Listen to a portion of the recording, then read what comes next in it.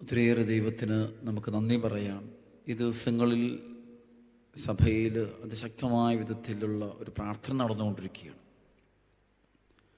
കർദിനാൾ തിരുമേനിയുടെ പ്രത്യേകമായ ആഗ്രഹപ്രകാരവും KCBCയുടെ പ്രത്യേകമായ താല്പര്യപ്രകാരവും കേരളസഭ മുഴുവൻ തന്നെയും ഈ ദിവസങ്ങളിൽ അതിശക്തമായ വിധത്തിൽ ദൈവകരുണയ്ക്ക് വേണ്ടി പ്രാർത്ഥിക്കുകയാണ്.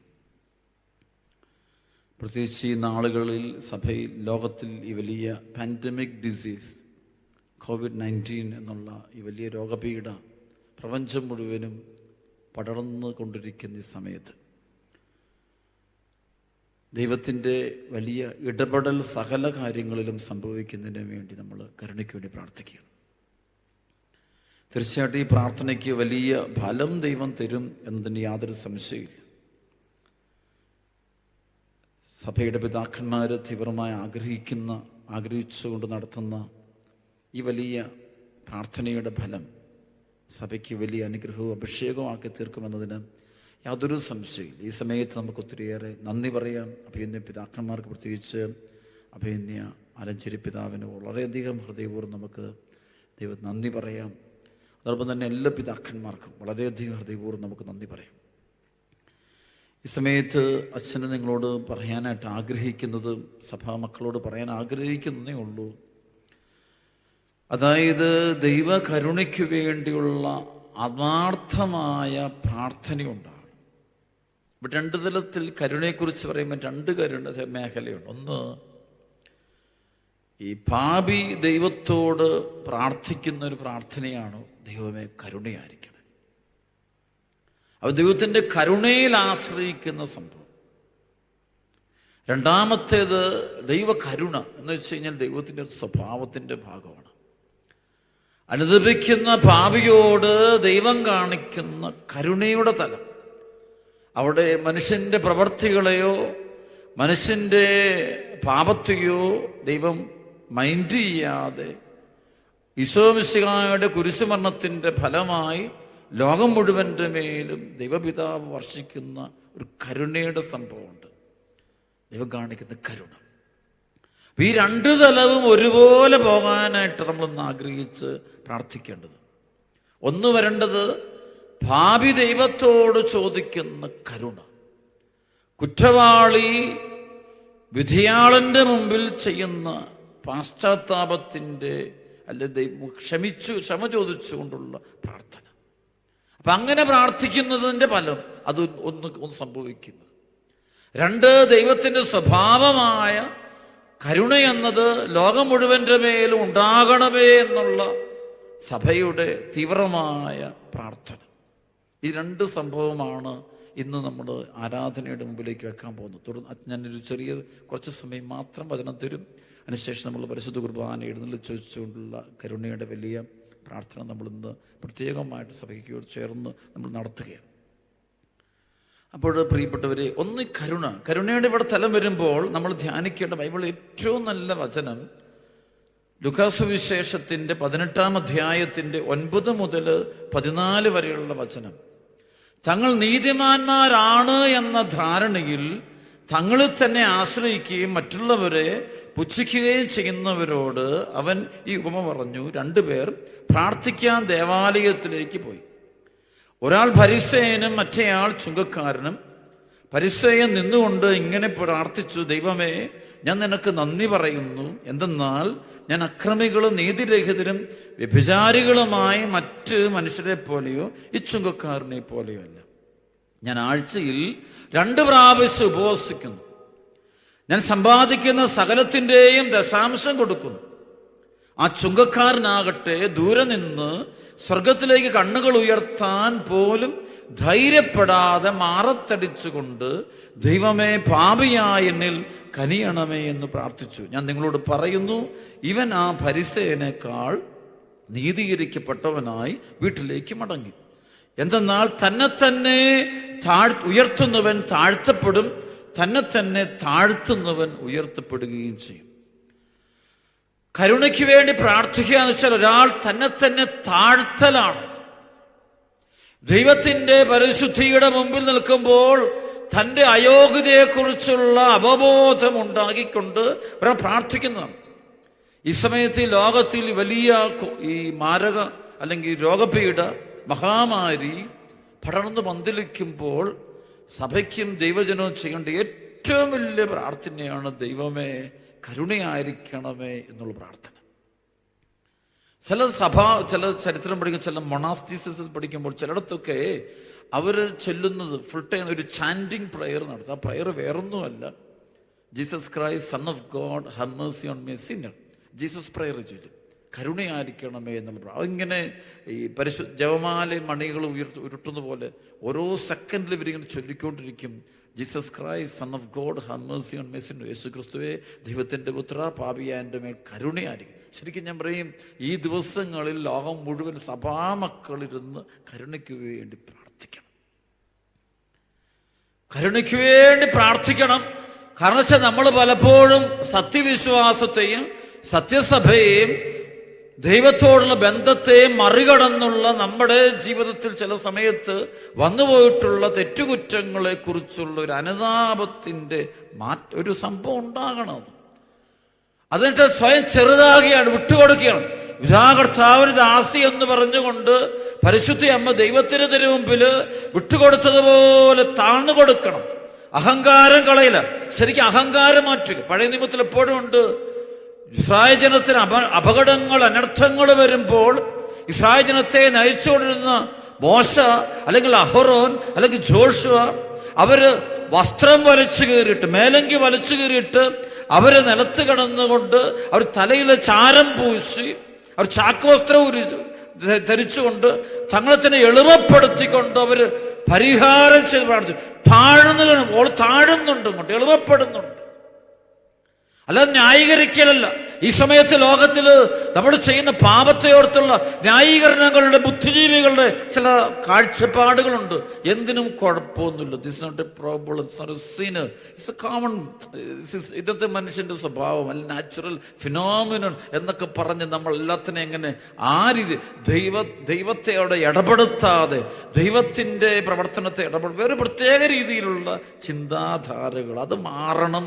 മാറിയിട്ട് ദൈവത്തിനെതിരെ, സഹോദരങ്ങൾക്കെതിരെ, നമ്മുടെ കുടുംബത്തിലുള്ളവർക്കെതിരെ, പ്രിയപ്പെട്ടവർക്കെതിരെ, സഭയ്ക്കെതിരെ എല്ലാം നമ്മൾ ചെയ്തു പോയിട്ടുള്ള കൂദാശകൾക്കെതിരെ, വിശുദ്ധ ജീവിതത്തിനെതിരെ രഹസ്യമായും പരസ്യമായും ചെയ്തു പോയിട്ടുള്ള ഓരോ തെറ്റുകളെ ഓർത്ത് ഓരോരുത്തരും ഇരുന്ന് അനുദപിക്കുകയും പശ്ചാത്തപിക്കുകയും ചെയ്തു നോക്കിക്കുകയും ഇതിന് മാറ്റം ഉണ്ടാകും.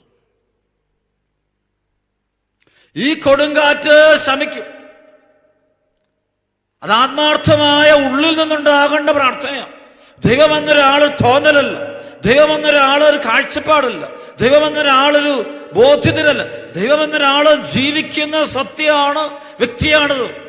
ദൈവത്തിൽ 3 ആളുകളുണ്ട് എന്ന് പറയുമ്പോൾ പിതാവുണ്ട്, പുത്രനുണ്ട്, പരിശുദ്ധാത്മാവുണ്ട്, 3 പേഴ്സൺസ് എന്ന് പറയുമ്പോൾ ശരിക്കും വ്യക്തി അവിടെ ആ ഒരു ദൈവ സാന്നിധ്യം അനുഭവിക്കാൻ എന്നിലുണ്ടാകേണ്ട ഒരു മാറ്റമുണ്ട്. എന്നിലെ അഹംഭാവം വിട്ടിട്ട് ഞാൻ താഴോട്ടിറങ്ങണം. തന്നെത്താൻ ഉയർത്തുന്നവൻ താഴ്ത്തപ്പെടും, തന്നെത്താൻ താഴ്ത്തുന്നവൻ ഉയർത്തപ്പെടും. താഴണം. ഇതാണ് ഇവിടെ ചുങ്കക്കാരന്റെ എളിമയുണ്ട്. അപ്പോഴാണ് പറയുന്നത്, അവൻ അങ്ങനെ താഴ്ത്തിയപ്പോ പറയാ, ഇവൻ ഫരിസേയനേക്കാൾ നീതീകരിക്കപ്പെട്ടവനായി ആ വീട്ടിലേക്ക് മടങ്ങുന്നു. വിധീകരണം, ജസ്റ്റിഫിക്കേഷൻ, അനുദപിക്കുന്ന പാപിക്ക് ദൈവം കരുണ കൊടുത്തുകൊണ്ട് തന്നെ പറഞ്ഞു. പക്ഷെ അവിടെ ഫരിസേയന്റെ മനോഭാവം മറ്റൊന്നാണ്. ഫരിസേയൻ അവൻ പ്രാർത്ഥിക്കുമ്പോൾ അവന്റെ കാഴ്ചപ്പാട് വേറെ ഒരു രീതിയിൽ. അവൻ തുടങ്ങും തന്നെ, ഞാൻ നിനക്ക് നന്ദി പറഞ്ഞു, ദൈവമേ ഞാൻ നിനക്ക് നന്ദി പറയുന്നു. എന്നാൽ ഞാൻ അക്രമികളും നീതിരഹിതരും വ്യഭിചാരികളുമായ മറ്റു മനുഷ്യരെ പോലെയോ ഈ ചുങ്കക്കാരനെ പോലെ ഒന്നുമല്ല. ഞാൻ മെച്ചപ്പെട്ടവനാ. അവന്റെ പ്രവർത്തികളെല്ലാം നോക്കിയിട്ട് ഞാൻ ഒരുപാട് നന്മ പ്രവർത്തികൾ ചെയ്തിട്ടുണ്ട്, ഒരുപാട് പ്രാർത്ഥിക്കുന്നയാളാണ്, ഒത്തിരി കാര്യമുണ്ട്. പക്ഷേ അവനങ്ങനെ എനിക്ക് തെറ്റൊന്നുമില്ല, ഐ ആം സംതിങ് എന്നുള്ള ചിന്തയാണ്. ഞാൻ ആഴ്ചയിൽ 2 പ്രാവശ്യം ഉപവസിക്കുന്നു. യഹൂദര് സാധാരണ ആഴ്ചയിൽ 1 പ്രാവശ്യം മതി എന്നവർ. അപ്പോൾ ഇവൻ 2 പ്രാവശ്യം ഉപവസിക്കുന്നവനാ. ഞാൻ സമ്പാദിക്കുന്ന സകലത്തിൻ്റെയും ദശാംശമൊക്കെ വളരെ കൃത്യമായിട്ട് ഞാൻ കൊടുക്കുന്നുണ്ട്. അവൻ പറയും ഈ ചുങ്കക്കാരനെ പോലൊന്നുമല്ല. അപ്പോൾ അവന്റെ ഉള്ളിൽ അവൻ പ്രാർത്ഥിക്കുമ്പോൾ അവൻ ചില കാര്യങ്ങൾ ചെയ്തു കഴിഞ്ഞു. ഈ ദൈവാനുഗ്രഹങ്ങളിങ്ങ് പോരട്ടെ. അവിടെ ഒരു വാക്ക് ശ്രദ്ധിച്ച് കാണുന്ന അവന്റെ ഈ ഫരിസേയന്റെ വാക്കിൽ മുഴുവനും അഹംഭാവം എന്നുള്ളത് നിറഞ്ഞു രണ്ടവൻ മറ്റുള്ളവരെ അവൻ ചെറുതായിട്ടാണ് കാണുന്നത്. അവന്റെ ഭാഗത്ത് മാത്രം തെറ്റില്ല, ചുറ്റുമുള്ളവരെല്ലാം തെറ്റുകാരും, അവന് മാത്രം തെറ്റില്ല എന്നുള്ളൊരു അഹങ്കാരത്തിന്റെ മനോഭാവം നിൽക്കുന്നത് കൊണ്ടാണ് അവന്റെ പ്രാർത്ഥനയ്ക്ക് ദൈവത്തിൽ നിന്ന് ഉത്തരം കിട്ടാത്തതിന്റെ കാരണം. ദൈവത്തിൽ നിന്ന് ഉത്തരം കിട്ടാത്തത്, അവന്റെ നിലവിളിക്ക് മറുപടി കിട്ടാത്തതിന്റെ കാരണം അവന്റെ ഉള്ളില് ഞാൻ തികഞ്ഞവനാണ്, ഞാൻ പ്രാർത്ഥിക്കുന്നവനാണ്, കർമ്മങ്ങളെല്ലാം കൃത്യം നിർവഹിക്കുന്ന ആളാണ്, എല്ലാം വളരെ നല്ല ഭംഗിയായിട്ട് ചെയ്യുന്ന ആൾ, എന്റെ ഭാഗം ക്ലീൻ ആണെന്ന് പറഞ്ഞു നിൽക്കുന്നവനെ ദൈവം പുറത്താക്കുകയാണ്. നേരെ മറിച്ച് എൻ്റെ ഭാഗത്ത് തെറ്റുണ്ട്, ഞാൻ തെറ്റ് ചെയ്തവനാണ്, കുറവുള്ളവനാണെന്നുള്ള താഴ്മയുടെ മനോഭാവമുള്ള ചുങ്കക്കാരനെ ആകട്ടെ ദൈവം മുന്നോട്ട് കയറ്റി അവന്റെ പ്രാർത്ഥന ദൈവം കേൾക്കുന്നു എന്നുള്ളതാണ് സത്യം. അതുകൊണ്ട് പ്രിയപ്പെട്ട ദൈവമക്കളെ, ഈ വചനം കേട്ടുകൊണ്ടിരിക്കുമ്പോൾ ലോകമെമ്പാടുമുള്ള ദൈവമക്കൾ അവർ ചെയ്യേണ്ടത് ദൈവത്തിന്റെ ഇടപെടല് കുടുംബങ്ങളില് ജീവിതങ്ങളിൽ സംഭവിക്കണമെങ്കിൽ ഈ മനോഭാവത്തോടെയുള്ള കണ്ണുനീരൊഴുക്കിയുള്ള തെറ്റ് തിരുത്തിക്കൊണ്ടുള്ള പശ്ചാത്താപത്തിന്റെ പ്രാർത്ഥന. കാരണം എല്ലാം കാണുന്ന ദൈവത്തിന്റെ മുമ്പിലാണ് ഞാൻ നിങ്ങൾ ഈ പ്രാർത്ഥനകൾ ഉയർത്തുന്നത് എന്നുള്ള നല്ല ബോധ്യമുണ്ടാകണം. എല്ലാം അറിയുന്ന, എല്ലാം കാണുന്ന, എല്ലാം അറിയാവുന്ന ദൈവത്തിന്റെ മുമ്പിൽ നിന്നാണ് നമ്മൾ ഈ പ്രാർത്ഥനയായ പ്രാർത്ഥന കൂടെ നടത്തുന്നത്. അവിടെ നിന്ന് ഉത്തരം വരാത്തത്, ഉത്തരം വരേണ്ടതാണ്. വരണമെങ്കിൽ ആ ഉത്തരത്തിന് അവിടെ പ്രാർത്ഥിക്കുന്നവന്റെ മനോഭാവം, അവന്റെ പശ്ചാത്താപം, അവന്റെ ലാളിത്യം, അവന്റെ എളിമ, അവന്റെ കള്ളത്തരമില്ലായ്മ, വക്രതയില്ലായ്മ, അവനെ സ്വയം നീതീകരിച്ചുള്ള സ്വഭാവം മാറ്റിയിട്ട് അവൻ എളിമപ്പെട്ട് പ്രാർത്ഥിച്ചാൽ ഉറപ്പാണ് അവന്റെ പ്രാർത്ഥനയ്ക്ക് ദൈവം ഉത്തരം കൊടുക്കുന്നത് കാണും. അങ്ങനെ ഈ നാളുകളിൽ ഈ ദൈവകരുണയ്ക്ക് വേണ്ടി ഒത്തിരി പ്രാർത്ഥിക്കുന്നുണ്ട്, കരുണ കിട്ടാൻ വേണ്ടി. അപ്പം ഞാൻ പറയാം, ആളുകൾ ഉണ്ടെങ്കിൽ ഇത്ര പ്രാവശ്യം ചൊല്ലി പ്രാർത്ഥിക്കുക, കരുണയ്ക്ക് വേണ്ടി ചൊല്ലും, കരുണക്കൊന്തയല്ല, കരുണയുടെ പ്രാർത്ഥനയല്ല. ഞാൻ ശ്രദ്ധിക്കാറുണ്ട്, ഈ കരുണയ്ക്ക് വേണ്ടി ശരിക്കും മനമൊരുക്കി പ്രാർത്ഥിച്ചാൽ അവിടെ ഒരു അർത്ഥമുണ്ടാകാറുണ്ട്, ഇടപെടൽ ഉണ്ടാകാറുണ്ട്.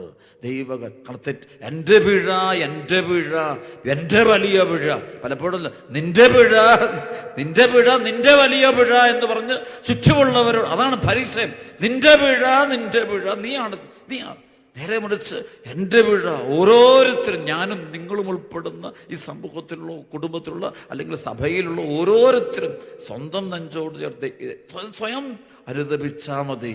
എന്നിട്ട് പ്രാർത്ഥിക്കുമ്പോൾ കാണാം ദൈവത്തിൻ്റെ മഹത്വമേറിയ ഇടപെടൽ ചരിത്രത്തിൽ സംഭവിക്കുന്നത്.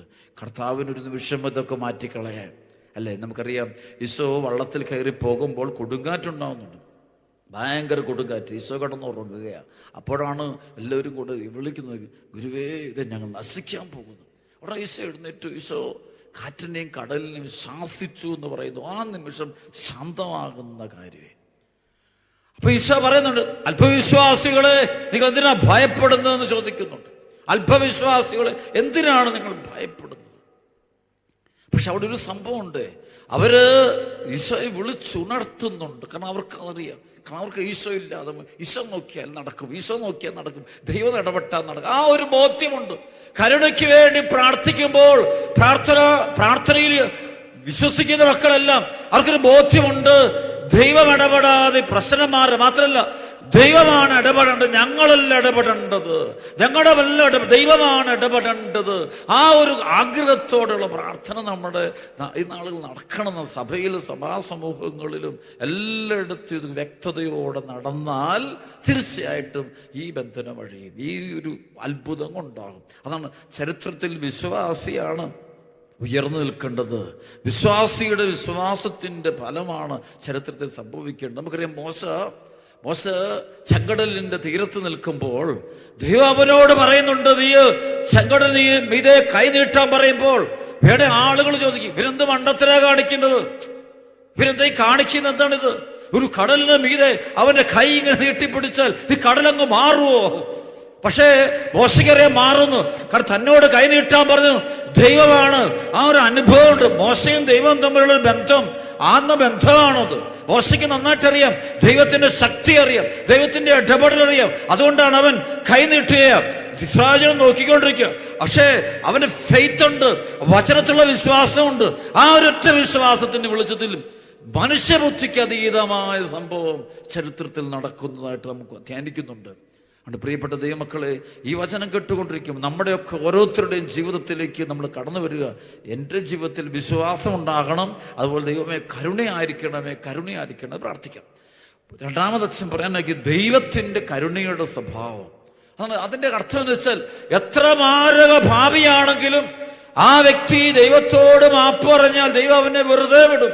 അതുകൊണ്ടാണ് ഈശോ കുരിശിൽ കിടക്കുമ്പോൾ തൊട്ടടുത്ത് കുരിശിൽ കിടക്കുന്ന നല്ല കള്ളൻ കർത്താവേ അങ്ങ് രാജ്യത്തിലായിരിക്കുമ്പോൾ എന്നെ കൂടി ഓർക്കണമേ എന്ന് പറഞ്ഞുകൊണ്ട് അവൻ പ്രാർത്ഥിക്കുമ്പോൾ ആ മാരകപാപിക്ക് ആ നിമിഷം തന്നെ കർത്താവ് പാപമോചനം കൊടുത്തുകൊണ്ട് സ്വർഗഭവന് നൽകുമെന്ന് ഈശോ വാക്ക് കൊടുക്കുമ്പോൾ, അത് കൊടുത്തു കഴിയുമ്പോൾ ആ നിമിഷം തന്നെ ദൈവത്തിന് ഇടപെടുണ്ടാകുക. അപ്പൊ കരുണ എന്നുള്ളത് ദൈവത്തിന്റെ സ്വഭാവം. പക്ഷേ നമ്മുടെ ഭാഗത്തു നിന്നുണ്ടാകേണ്ട കരുണയ്ക്ക് വേണ്ടിയുള്ള പ്രാർത്ഥന, കരുണയ്ക്ക് വേണ്ടിയുള്ള മനോഭാവം. പ്രാർത്ഥനയുണ്ട്, ഇഷ്ടംപോലെ കരുണക്കൊന്തകളും പ്രാർത്ഥനകളും എല്ലാം നമ്മൾ ചൊല്ലും. വിശുദ്ധ കുർബാന മധ്യത്തിലും ബലിയർപ്പണ വേളയിലും എല്ലാം നല്ല കരുണ. പക്ഷേ അതൊക്കെ വരുന്നത് ഉള്ളിൽ നിന്നാകണം, അല്ലാതെ നമ്മളൊരു കർമാദികളുടെ മാത്രമാകരുത്. ആ ഹൃദയത്തിന്റെ ആഴങ്ങളിൽ നിന്ന് ദൈവമേ കരുണയായിരിക്കണമെന്ന് ആ ഒരു പ്രാർത്ഥന വരുമ്പോഴാണ് ദൈവത്തിന്റെ ഇടപെടലുണ്ടാകുന്നത്.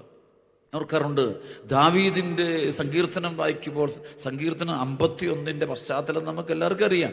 അതായത് ദാവീദ് വലിയൊരു പാപം ചെയ്തു, വലിയൊരു തെറ്റ് ചെയ്തു. തൻ്റെ കൂടെയുള്ള ഒരുവനെ, ഊറിയ എന്ന് പറയുന്നവനെ വളരെ വക്രബുദ്ധിയാൽ കൊല്ലിക്കുന്നുണ്ട്, യുദ്ധത്തിൽ വെച്ച് കൊന്നു. അപ്പം അവൻ്റെ ഭാര്യയെ കൈക്കലാക്കുന്നു, അവൾ ഗർഭിണിയാവുന്നു. ഒരുപാട് ഇഷ്യൂസിനങ്ങനെ തിന്മയ്ക്കതടക്കുക. അപ്പോഴാണ് നാഥാൻ എന്ന പ്രവാചകൻ അവിടെ കയറി ചെന്നിട്ട് നീയാണ് എല്ലാം ചെയ്തത് എന്ന് പറഞ്ഞ് അവനെ കുറ്റപ്പെടുത്തുമ്പോൾ ഉടനെ പറയുന്നുണ്ട്, നീ രഹസ്യമായിട്ട് ചെയ്തു, നിന്റെ മക്കൾ പരസ്യമായിട്ട് ചെയ്യും. കുറെ ഭീഷണിയുടെ സ്വരമാണ്. പ്രവചനം ഭയങ്കര ഭീകരമായ ഒരു, അതായത് എല്ലാം തീരാൻ പോവുക, നീ തീരാൻ പോവുക, നീ തകരാൻ പോവുക. കാരണം നീ ചെയ്ത പാപം, കൊലപാതകം, വ്യഭിചാരം, മ്ലേച്ഛത എല്ലാത്തിനും കുറ്റപ്പെടുത്തി കഴിയുമ്പോൾ ദാവീദ് അവിടുന്ന് ഒരു ഓട്ടമുണ്ട് നേരെ ദേവാലയത്തിലേക്ക്. പോയിട്ട് 3 ദിവസത്തോളം കഠിനമായ ഉപവാസം എടുത്തുകൊണ്ട് ദൈവത്തോട് കരുണയ്ക്ക് വേണ്ടി പ്രാർത്ഥിക്കുക, വേറൊന്നും ചെയ്യുന്നില്ല. അതിൽ നിന്നും എഴുതപ്പെട്ടതാണ് സങ്കീർത്തനം 51. ദൈവമേ കരുണയുണ്ടാകണമേ, എൻ്റെ അകൃത്യങ്ങൾ അവിടുന്ന് അറിയുന്നു, ഉത്ഭവം മുതലേ ഞാൻ പാപിയാകുന്നു, അങ്ങനെ പരിശുദ്ധാത്മാവൻ എന്നെ എടുത്തു കളയരുത്. കരയാണവൻ. അത് ഉള്ളിൽ നിന്ന് വരുമ്പോൾ നമുക്കറിയാം, അത്ര വലിയ ചാവുദോഷത്തിന്റെ പ്രവൃത്തികൾ ചെയ്തെങ്കിലും അവൻ പിന്നീട് ചെയ്യില്ല എന്നുള്ള ആത്മാർത്ഥമായി ദൈവത്തോട് നടത്തുന്നൊരു പ്രാർത്ഥനയുടെ ഫലമായിട്ട് ദൈവത്തിന്റെ അതിരറ്റ കരുണ അവന്റെ ജീവിതത്തിൽ ഉണ്ടാകുന്നുണ്ട്. ദൈവനെ ഉപേക്ഷിക്കും, വീണ്ടും അവനെ ദൈവം അനുഗ്രഹിച്ച് ഉയർത്തി മഹത്വത്തിന്റെ ആളായിട്ട് മാറ്റുന്ന കാണാൻ പറ്റും. കാരണം അവന് വെറും 3 ദിവസത്തെ കരുണയ്ക്ക് വേണ്ടിയുള്ള അവന്റെ പ്രാർത്ഥന, അത് വെറൊരു കർമാനുഷ്ഠാനമല്ല, അതവൻ്റെ ആത്മാർത്ഥതയിൽ നിന്നുണ്ടായൊരു പ്രാർത്ഥന, അവൻ്റെ ഹൃദയത്തിൻ്റെ അടിത്തട്ടിൽ നിന്നുണ്ടായൊരു പ്രാർത്ഥന.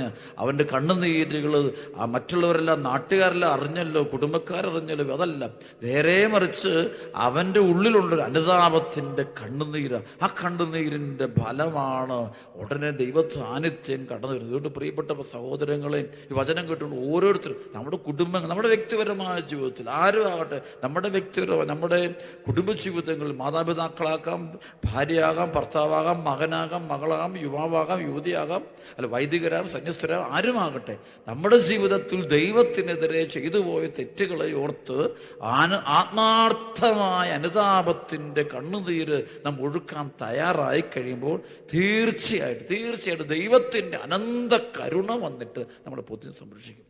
സുഭാഷിതങ്ങൾ 3:11-12 വചനമുണ്ട്. കർത്താവിന്റെ ശിക്ഷണത്തെ നിന്ദിക്കരുത്, അവിടുത്തെ ശാസനത്തിൽ മടുപ്പ് തോന്നുകയും വരുത്. എന്നാൽ പിതാവ് പുത്രനെ എന്ന പോലെ കർത്താവ് താൻ സ്നേഹിക്കുന്നവനെ ശാസിക്കുന്നു. അങ്ങനെ വചനമുണ്ട്. കർത്താവിന്റെ ശിക്ഷണത്തെ നീ നിന്ദിക്കരുത്. ചില സമയത്ത് ദൈവം ലോകത്തെ സഹനങ്ങള് ശിക്ഷണങ്ങളായിട്ട് തരും. അതെല്ലാം തരുമ്പോൾ അതെല്ലാം നമ്മുടെ ഒരു മാനസാന്തരത്തിന് വേണ്ടിയാണ്. നമ്മുടെ ഹൃദയത്തിന്റെ ഉള്ളറകള് ഇളകണം. അതുകൊണ്ട് ബൈബിളിൽ പറഞ്ഞ പോലെ ഈ ചില സഹനങ്ങൾ, ചില അടികള്, വേദനകൾ, പീഡനങ്ങൾ ദൈവം നമുക്ക് തരുമ്പോൾ, അതായത് സുഭാഷിതങ്ങൾ 20:30 പറയും, മുറിപ്പെടുത്തുന്ന താടനങ്ങൾ ദുശീലങ്ങളെ നിർമ്മാർജ്ജനം ചെയ്യുന്നു, കനത്ത അടി മനസ്സിന്റെ ഉള്ളറകളെ ശുചിയാക്കുന്നു. പക്ഷേ ഈ നാളുകളിൽ കോവിഡ് എന്നുള്ള വലിയ ഭീകരമായ ദുരന്തം ലോകത്തിലേക്ക് വീഴുമ്പോൾ സഭയ്ക്കും സഭാ സംഭവങ്ങളൊക്കെ പലതരത്തിലുള്ള അസ്വസ്ഥതകളും വിഷമങ്ങളും പ്രയാസങ്ങളും നേരിടുമ്പോൾ ഈ കനത്ത അടി എന്തിനു ദൈവം അനുവദിക്കുന്നു എന്ന് പറയുമ്പോൾ അതൊക്കെ നമ്മുടെ ആത്മാവിനെ, മനസാക്ഷിയെ, ജീവിതത്തെ വിശുദ്ധീകരിക്കാൻ വേണ്ടിയുള്ളതാണ്. ഈ സമയത്ത് എന്താ നമ്മൾ മാനസാന്തരപ്പെടാൻ വേണ്ടിയാ ദൈവം ഇവിടെ ഈ നാഥാൻ വന്നിട്ട് കനത്ത അടിയാണ്. അവന് നാവിലൂടെ ദാവീദിന് നേരെ വരുന്ന കനത്ത അടിയാ. ആ കനത്ത അടി കിട്ടുമ്പോൾ അവൻ നേരെ പോകുന്നത് ദേവാലയത്തിലേക്ക്. അനുതാപത്തിന്റെ പ്രാശ്ചിത്തത്തിന്റെ പരിഹാരത്തിന്റെ 3 ദിനങ്ങളാണവൻ. ദൈവസന്നിധിയിൽ കരയാണവൻ. വെള്ളം പോലും കുടിക്കുന്നില്ല, ഭക്ഷണം പോലും കഴിക്കുന്നില്ലവൻ. അവനങ്ങ് ഉപവസിക്കുകയാണവൻ. അവന് മനസ്സിലായി, ഞാൻ എന്റെ മാനസാന്തരം ഞാൻ അനുദപിച്ചാൽ മതി. ആ പണ്ടെന്നോട് ദൈവം കാണിച്ച അതേ കരുണ, പണ്ടെനിക്ക് തന്ന അഭിഷേകം, പണ്ടെനിക്ക് തന്ന കൃപ, അത് മുഴുവൻ എനിക്ക് തിരിച്ചു. പക്ഷേ ഞാൻ അനുദപിക്കണം. ബൈബിളിന്റെ ഏറ്റവും വലിയ രഹസ്യമാണ്, പശ്ചാത്തപിക്കുന്ന പാപിയെ ദൈവം ഒരിക്കലും ഉപേക്ഷിക്കില്ല. അനുദപിക്കുന്ന പാപിയെ ദൈവം ഒരിക്കലും മാറ്റി നിർത്തത്തില്ല. അവന്റെ കരുണ അവന്റെ മേൽ വന്ന് വീഴും, ഉറപ്പായിട്ടും വരും. പക്ഷേ അനുദപിക്കണം. നമ്മുടെ ഹൃദയത്തില് ആഴമേറിയ പശ്ചാത്താപം, ആഴമേറിയ മാനസാന്തരം, പാപബോധം ഉണ്ടാകണം. ഇതുണ്ടാകാതെ നമ്മൾ കാണിക്കുന്ന വെള്ളപൂശുന്ന വിധത്തിലുള്ള മാനസാന്തരങ്ങളും കള്ളക്കരച്ചിലും കൊണ്ടൊന്നും വലിയ പ്രയോജനമൊന്നും ഉണ്ടാകില്ല. അതുണ്ടാകേണ്ടത് എൻ്റെ ഉള്ളിൻ്റെ ഉള്ളുകളെ ഞാൻ ഓർമ്മിക്കണം. തനിച്ചാണ് ഈ ദിവസങ്ങളിൽ സഭാമക്കള് എവിടെയാണോ അവിടെ ഇരുന്നു കൊണ്ട് 10 പ്രമാണങ്ങളൊക്കെ എടുത്തു നോക്കുക, സഭയുടെ കൽപ്പനകളൊക്കെ നോക്കുക. ഞാനും ഈ കൽപ്പനകളും സഭയുടെ നിയമാവലി വിശ്വാസങ്ങളും തമ്മിലുള്ള എൻ്റെ ബന്ധം എന്ത്?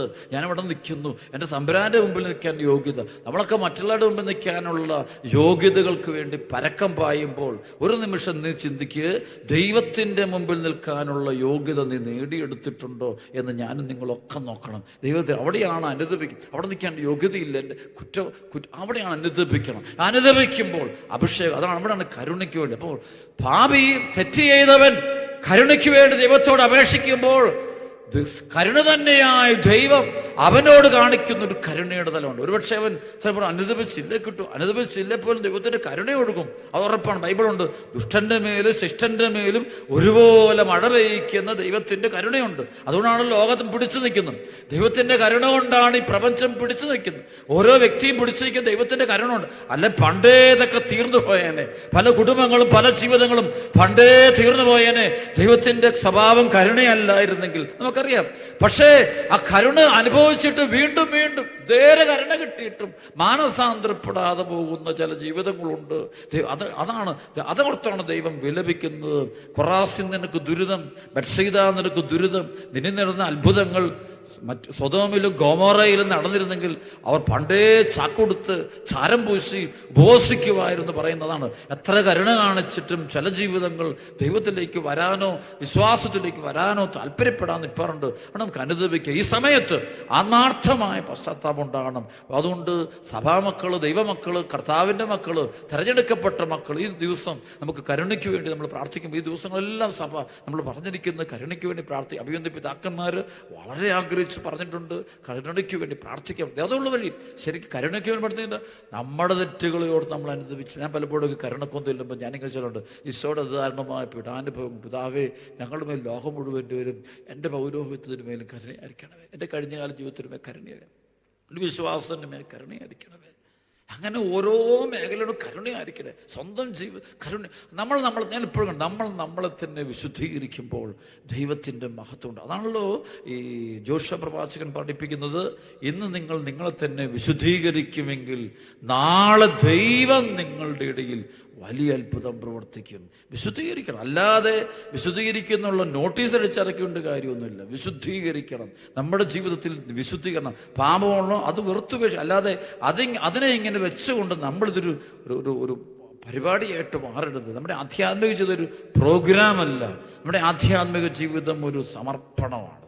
അത് പ്രോഗ്രാം അല്ലത്, അത് സമർപ്പണമാണ്. അത് ദൈവത്തിന് സമർപ്പിക്കുന്നു, മുഴുവനോടെ കൊടുക്കുന്ന. നമുക്കറിയാം, ജോൺ പോൾ രണ്ടാമൻ മാർപ്പാപ്പ പറയുന്ന പോലെ ഞാൻ മുഴുവനായും അങ്ങയുടേതാണെന്ന് ഈശോയോട് പറയുന്നു, അല്ലെങ്കിൽ ദൈവത്തോട് പറയുന്ന ഒരു പ്രാർത്ഥനയെ മുഴുവനായ അങ്ങയുടേത്. ആ ഒരു തൊത്തുസ്തൂസ് എന്ന് പറയുന്നത് മുഴുവനായ അങ്ങയുടേതാണ്, ദൈവത്തിൻ്റെതാണ്. പരിശുദ്ധ അമ്മയുടെ അമ്മയെ ഞാൻ മുഴുവൻ അങ്ങനെ സമ്പൂർണ്ണ സമർപ്പണമാണ്, അല്ലാതെ പ്രോഗ്രാം അല്ലത്. അങ്ങനെ വരുമ്പോഴാ ഈ ദൈവം എന്ന സംഭവത്തെ, സത്യത്തെ നമുക്ക് അനുഭവിക്കാൻ പറ്റും. അല്ലെ അനുഭവിക്കാൻ പറ്റില്ല, കേൾക്കാനും അറിയാം, എല്ലാം അറിയാം, പക്ഷെ സ്വന്തമാക്കാൻ പറ്റത്തില്ല. ജോഷുവ പ്രവാചകന്റെ പുസ്തകം 3-ാം അധ്യായത്തിൽ 1 തൊട്ട് 6 വരെയുള്ള വചനം വായിക്കുമ്പോൾ കാണുന്നുണ്ട്, ജോഷുവ അതിരാവിലെ എഴുന്നേറ്റ് സകല ഇസ്രായേൽകാരോടും കൂടെ ഷെത്തീമിൽ നിന്ന് പുറപ്പെട്ടു. ജോർദാൻ നദിക്കരെ എത്തി മറുകര കടക്കാൻ സൗകര്യം പാർത്ത് അവിടെ കൂടാരമടിച്ചു. 3 ദിവസം കഴിഞ്ഞ് പ്രമാണികൾ പാളയത്തിലൂടെ നടന്ന് ജനത്തോട് കൽപ്പിച്ചു, ലേവ്യ പുരോഹിതന്മാർ നിങ്ങളുടെ ദൈവമായ കർത്താവിൻ്റെ വാഗ്ദാന പേടകം സംഭവിക്കുന്നത് കാണുമ്പോൾ നിങ്ങൾ അവരെ അനുഗമിക്കുവിൻ. ഈ വഴിയിലൂടെ ഇതിനു മുമ്പ് നിങ്ങൾ പോയിട്ടില്ലാത്തതിനാൽ പോകേണ്ട വഴി അവർ കാണിച്ചു തരും. എന്നാൽ നിങ്ങൾക്കും വാഗ്ദാന പേടകത്തിനും ഇടയ്ക്ക് 2000 മുഴം അകലമുണ്ടായിരിക്കണം. അതിനെ സമീപിക്കരുത്. ജോഷുവ ജനത്തോട് പറഞ്ഞു, നിങ്ങളെ തന്നെ ശുദ്ധീകരിക്കുകയും നാളെ നിങ്ങളുടെ ഇടയിൽ കർത്താവ് വലിയ അത്ഭുതം പ്രവർത്തിക്കും. നിങ്ങളെ തന്നെ ശുദ്ധീകരിക്കുകയും. അതുകൊണ്ട് യോർദാന്റെ നദികൾ അത് നിശ്ചലമാകുന്നതും അതിലൂടെ നടന്നവർ അക്കരെ കടക്കുന്നതിൻ്റെ പിന്നിൽ കാരണം അവരുടെ വിശുദ്ധീകരണമാണ്. ഈ സമയത്ത് നമ്മളൊന്നും വിശുദ്ധീകരണത്തിൻ്റെ മേഖലയ്ക്ക് പ്രാധാന്യം കൊടുക്കുന്നില്ല. അത് കൊടുക്കണം, അതാണ് വേണ്ടത്. അറിവിനേക്കാളും വേണ്ടത് ജ്ഞാനമാണ് വേണ്ടത്. ജ്ഞാനം എന്ന് വെച്ചാൽ നോളജിൻ്റെ മുകളിൽ വിസ്ഡം എന്നുള്ളത്. ആ വിസ്ഡം വരുമ്പോൾ നമ്മൾ വേർന്ന് എൻ്റെ വലിയ പിഴ എന്ന് ദൈവമക്കളിലും ദൈവത്തോട് പ്രാർത്ഥിച്ചാൽ മതി. ദൈവ കരുണയൊഴുകപ്പെടും, ലോകം മുഴുവൻ്റെ മേലൊഴുകും, പൈശാചിക പീഡകൾ വിട്ടും. ഈ ശുശ്രൂഷയുടെ ഫലമുണ്ട്. നണക്കര ധ്യാന കേന്ദ്രത്തിൽ വെച്ചുകൊണ്ട് ഈ ശുശ്രൂഷ നടത്തപ്പെടുമ്പോൾ ഈ കരുണയുടെ ശുശ്രൂഷ, സഭയ്ക്ക് വേണ്ടി പ്രാർത്ഥന, ലോകം മുഴുവനുള്ള പ്രാർത്ഥന, ഈ രോഗപീഠയിൽ നിന്ന് മോചനം കിട്ടാനുള്ള പ്രാർത്ഥന, ലോകത്തിന് തിന്മയുടെ ശക്തികൾ മാറാനുള്ള പ്രാർത്ഥന സഭ നടത്തുമ്പോൾ അതിൻ്റെ പിന്നിൽ ഹൃദയം തുറന്നുള്ള ഒരു കരുണയ്ക്ക് വേണ്ടിയുള്ള നിലവിളി വേണം. എൻ്റെ പിഴ എൻ്റെ വലിയ പിഴ എന്ന് ചൊല്ലി പ്രാർത്ഥിക്കണം. അപ്പോൾ ദൈവത്തിൻ്റെ മഹത്വമേറിയ ഇടപെടൽ കാണാൻ പറ്റും. തുടർന്ന് നമ്മൾ ആരാധനയിലേക്ക് കുറേ നേരം പ്രാർത്ഥിക്കുമ്പോൾ, ദൈവ കരുണയ്ക്ക് വേണ്ടി നമ്മൾ നിലവിളിച്ച് പ്രാർത്ഥിക്കുമ്പോൾ കർത്താവിൻ്റെ കരുണയൊഴുകട്ടെ. ദൈവകരുണയാണ് എല്ലാറ്റിൻ്റെ അടിസ്ഥാനം. അല്ലാതെ നമുക്ക് മുന്നോട്ട് പോകാനോ രക്ഷപ്പെടാനോ സാധ്യമല്ല. ഇവിടെ സങ്കീർത്തനത്തിൻ്റെ 103-10 മുതലുള്ള വചനമുണ്ട്. നമ്മുടെ പാപങ്ങൾക്കൊത്ത് അവിടുന്ന് നമ്മെ ശിക്ഷിക്കുന്നില്ല, നമ്മുടെ അകൃത്യങ്ങൾക്കൊത്ത് നമ്മോട് പകരം ചെയ്യുന്നില്ല. ഭൂമിക്ക് മേൽ ഉയർന്നിരിക്കുന്ന ആകാശത്തോളം ഉന്നതമാണ് തൻ്റെ ഭക്തരോട് അവിടുന്ന് കാണിക്കുന്ന കാരുണ്യം. കിഴക്കും പടിഞ്ഞാറും തമ്മിലുള്ളത്ര അകലത്തിൽ നമ്മുടെ പാപങ്ങളെ അവിടെ നമ്മിൽ നിന്ന് അകറ്റി. പിതാവിന് മക്കളോടെന്ന പോലെ കർത്താവിന് തൻ്റെ ഭക്തരോട് കരുണ തോന്നുന്നു, അലിവ് തോന്നുന്നു. എന്തിന് ഭക്തർ ദൈവഭക്തിയുള്ളവരോട്, ദൈവകരുണയിൽ ആശ്രയിക്കുന്നവനോട് അലിവ് തോന്നുന്നു. എന്തിൽ നിന്നാണ് നമ്മെ മെനഞ്ഞെടുത്തതെന്ന് അവിടുന്ന് അറിയുന്നു. നാം വെറും ധൂളിയാണെന്ന് അവിടുന്ന് ഓർമ്മിക്കുന്നു. മനുഷ്യന്റെ ജീവിതം പുല്ലുപോലെയാണ്, വയലിലെ പൂ പോലെ അത് വിരിയുന്നു, എന്നാൽ കാറ്റടിക്കുമ്പോൾ അത് കൊഴിഞ്ഞു പോകുന്നു. അത് നിന്നിരുന്ന ഇടം പോലും അതിനെ ഓർക്കുന്നില്ല. എന്നാൽ കർത്താവിൻ്റെ കാരുണ്യം അവിടുത്തെ ഭക്തരുടെ മേൽ എന്നേക്കും ഉണ്ടായിരിക്കും. അവിടുത്തെ ഭക്തി, ദൈവഭക്തി എന്താണ്? ദൈവഭക്തി, fear of God is the beginning of wisdom എന്ന് പറയാം.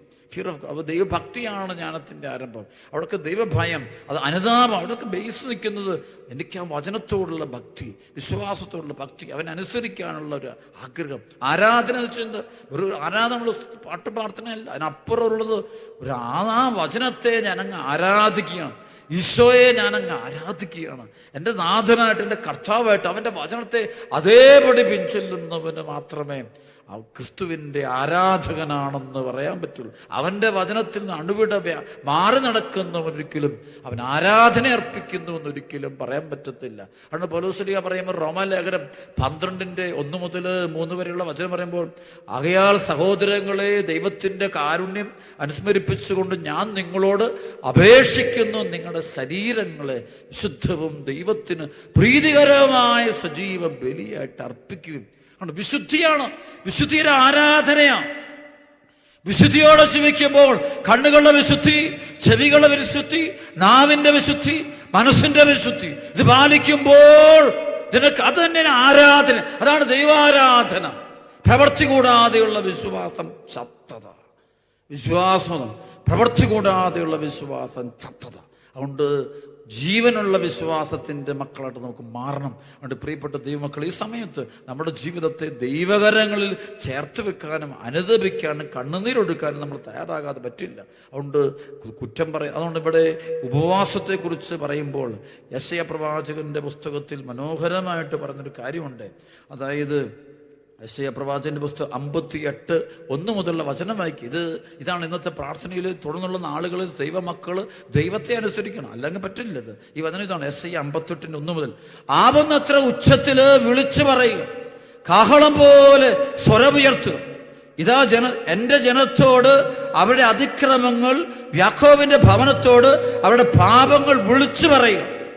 നീതി പ്രവർത്തിക്കുകയും തങ്ങളുടെ ദൈവത്തിന്റെ കൽപ്പനകൾ ലംഘിക്കാതിരിക്കുകയും ചെയ്യുന്ന ഒരു ജനതയെന്നോണം അവർ ദിവസേന എന്നെ അന്വേഷിക്കുകയും എന്റെ മാർഗം തേടുന്നതിൽ സന്തോഷിക്കുകയും ചെയ്യുന്നു. അവർ എന്നോട് നീതിവിധികൾ ആരായുന്നു, ദൈവത്തോട് അടുക്കാൻ താല്പര്യം കാണിക്കുകയും ചെയ്യുന്നു. ഞങ്ങൾ എന്തിനു ഉപവസിച്ചു, അങ്ങ് കാണുന്നില്ലേ? അങ്ങ് കാണുന്നില്ലല്ലോ. ഞങ്ങൾ എന്തിന് ഞങ്ങളെ തന്നെ എളിമപ്പെടുത്തുന്നു, അങ്ങ് അത് ശ്രദ്ധിക്കുന്നില്ലല്ലോ. എന്നാൽ ഉപവസിക്കുമ്പോൾ നിങ്ങൾ സ്വന്തം സുഖമാണ് തേടുന്നത്. നിങ്ങളുടെ വേലക്കാരെ നിങ്ങൾ പീഡിപ്പിക്കുന്നു. കലഹിക്കുന്നതിനും സണ്ട കൂടുന്നതിനും ക്രൂരമായി മുഷ്ടി കൊണ്ട് ഇടിക്കുന്നതിനും മാത്രമാണ് നിങ്ങൾ ഉപവാസിക്കുന്നത്. നിങ്ങളുടെ സ്വരം ഉന്നതത്തിലെത്താൻ ഇത്തരം ഉപവാസം ഉപകരിക്കുകയില്ല. ഇത്തരം ഉപവാസമാണോ ഞാൻ ആഗ്രഹിക്കുന്നത്? ഒരു ദിവസത്തേക്ക് ഒരുവനെ എളിമപ്പെടുത്തുന്ന ഉപവാസം, ഞാങ്ങണ പോലെ തല കുനിക്കുന്നതും ചാക്ക് വിരിച്ച് ചാരവും വിതറി കിടക്കുന്നതുമാണോ അത്? ഇതിനെയാണോ നിങ്ങൾ ഉപവാസമെന്നും കർത്താവിന് സ്വീകാര്യമായ ദിവസമെന്നും വിളിക്കുക? ദുഷ്ടതയുടെ കെട്ടുകൾ പൊട്ടിക്കുകയും നുഖത്തിന്റെ കയറുകൾ അഴിക്കുകയും മർദ്ദിതരെ സ്വതന്ത്രനാക്കുകയും എല്ലാ നുഖങ്ങളും ഒടുക്കുകയും ചെയ്യുന്നില്ല ഞാൻ ആഗ്രഹിക്കുന്ന ഉപവാസം. വിശക്കുന്നവനുമായി ആഹാരം പങ്കുവയ്ക്കുകയും ഭവനരഹിതനെ വീട്ടിൽ സ്വീകരിക്കുകയും നഗ്നനെ ഉടുപ്പിക്കുകയും സ്വന്തക്കാരിൽ നിന്ന് ഒഴിഞ്ഞു മാറാതിരിക്കുകയും ചെയ്യുന്നില്ല അത്. അപ്പോൾ നിന്റെ വെളിച്ചം പ്രഭാതം പോലെ പൊട്ടിവരികയും നീ വേഗം സുഖം പ്രാപിക്കും. നിന്റെ നീതി നിന്റെ മുമ്പിലും കർത്താവിന്റെ മഹത്വം നിന്റെ പിമ്പിലും നിന്നെ സംരക്ഷിക്കും. നീ പ്രാർത്ഥിച്ചാൽ കർത്താവ് ഉത്തരമരുളും. നിലവിളിക്കുമ്പോൾ ഇതാ ഞാൻ എന്ന് അവിടുന്ന് മറുപടി തരും. മർദ്ദനവും കുറ്റാരോപണവും ദുർഭാഷണവും നിന്നിൽ നിന്ന് ദൂരെ അകറ്റുക. വിശക്കുന്നവർക്ക് ഉദാരമായി ഭക്ഷണം കൊടുക്കുകയും പീഡിതർക്ക് സംതൃപ്തി നൽകുകയും ചെയ്താൽ നിന്റെ പ്രകാശം അന്ധകാരത്തിൽ ഉദിക്കും. നിന്റെ ഇരുണ്ട വേളകൾ മധ്യാഹ്നം പോലെയാകും. കർത്താവ് നിന്നെ നിരന്തരം നയിക്കും. മരുഭൂമിയിൽ നിനക്ക് സമൃദ്ധി ലഭിക്കും. നിന്റെ അസ്ഥികളെ ബലപ്പെടുത്തും. നനച്ചു വളർത്തിയ പൂന്തോട്ടവും വറ്റാത്ത നിരവയും പോലെയാകും നീ. നിന്റെ പുരാതന അവശിഷ്ടങ്ങൾ, നഷ്ടശിഷ്ടങ്ങൾ പുനരുദ്ധരിക്കപ്പെടും. അനേകം തലമുറകളുടെ അടിസ്ഥാനം നീ പണിതുയർത്തും. അവിടെ എല്ലാം പറയുന്നത് എന്താണ്? യഥാർത്ഥമായ മാനസാന്തര ഹൃദയത്തിലുണ്ടാകണം, പ്രവൃത്തിയിലുണ്ടാകണം. അതുകൊണ്ട് ഇന്ന് ലോകത്തുള്ള തിന്മയുടെ പരിശുദ്ധാത്മാവ് എനിക്ക് നൽകുന്ന ബോധ്യം ഞാൻ പറയുകയാണ്. ആത്മാർത്ഥമായി കണ്ണുനീരൊടുക്കി ഓരോരുത്തരും അവനവന്റെ തെറ്റുകൾക്ക്, സ്വന്തം തെറ്റുകൾക്ക്, വാക്കാലും വിചാരത്താലും പ്രവൃത്തിയാലും ഉപേക്ഷയാലും ദൈവത്തിനെതിരെ, സഹോദരങ്ങൾക്കെതിരെ, പ്രകൃതിക്കെതിരെ, നമ്മോട് തന്നെ ചെയ്തിട്ടുള്ള തെറ്റുകൾക്ക് ഉള്ളു തുറന്ന് ദൈവത്തോട് മാപ്പ് പറഞ്ഞാൽ ദൈവത്തിൻ്റെ കരുണയുണ്ടാകും. അപ്പോഴാണ് ഒരു ഇടപെടൽ എന്നുള്ളത് കാണാൻ അനുഭവവേദ്യമായ രീതി അനുഭവിക്കാൻ നമുക്ക് സാധിക്കുക. അതുകൊണ്ട് പ്രിയപ്പെട്ട മക്കളെ, അതിനുവേണ്ടി നമുക്ക് ഒരുങ്ങാം, തീക്ഷ്ണമായിട്ട് പ്രാർത്ഥിക്കാം, ദൈവ കരുണയൊഴുകാനായിട്ട് തീവ്രമായിട്ട് ആഗ്രഹിക്കുക, പരിശുദ്ധാത്മാവിൻ്റെ അതിശക്തമായ പ്രവർത്തനം ഉണ്ടാകാൻ വേണ്ടി ആഗ്രഹിക്കുക.